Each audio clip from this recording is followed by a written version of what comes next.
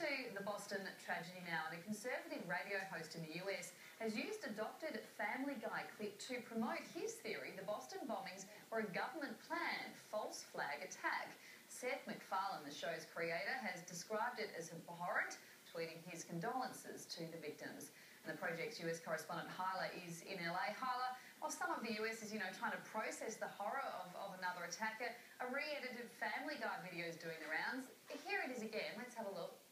I'm Bob Costas, here with Boston Marathon winner Peter Griffin. Peter, how did you do it?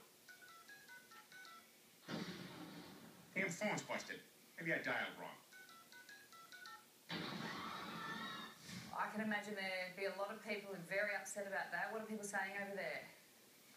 Yeah, no doubt. Well, you said a very important word, re-edited. I mean, that's not the way that this was portrayed in the episode that aired about a month ago. It's two completely separate scenes that happen in different parts of the episode. And someone went in and re-edited this to make it look like he was actually letting off a bomb after the marathon. It's an unfortunate coincidence, and it's unfortunate that some people are trying to spin this into something more than it really is. So there's a radio host using this to support his conspiracy. Are people actually listening to anything this guy has to say? He has about 500,000 people follow him on YouTube, 400,000 on Facebook, close to 200,000 on Twitter, and he's a guy that loves the conspiracy theories.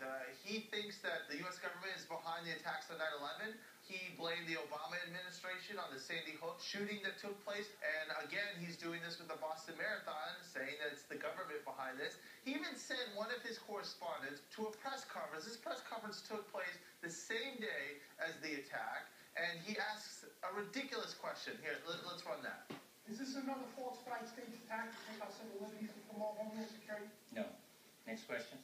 Whoever was behind this ugly attack on Monday, I put him in the same category as Alex Jones, because what does Alex Jones and his people do? They spread hate, they spread fear, they spread lies, and that's what terror is, essentially. And the guy is he's just a disgusting human being.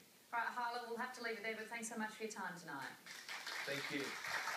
And we're not exactly sure on crackpot conspiracy theories here in Australia ourselves. Alan Jones was on Sunrise this morning and had this to say. I wouldn't be surprised if this was a conspiracy amongst students, left-wing radical students in Boston. And I think we have to think also very seriously here about our own student numbers. We're very keen to have foreign students pay the way of universities in this country without a lot of discernment about who comes in. That's based on nothing at all. Despite US authorities saying they have no suspect at all in this case. And ridiculous. Like, one of our greatest export industries is international students in this country. It's ridiculous to target that. That's wackier than anything Grant Denny's ever done on Sunday night.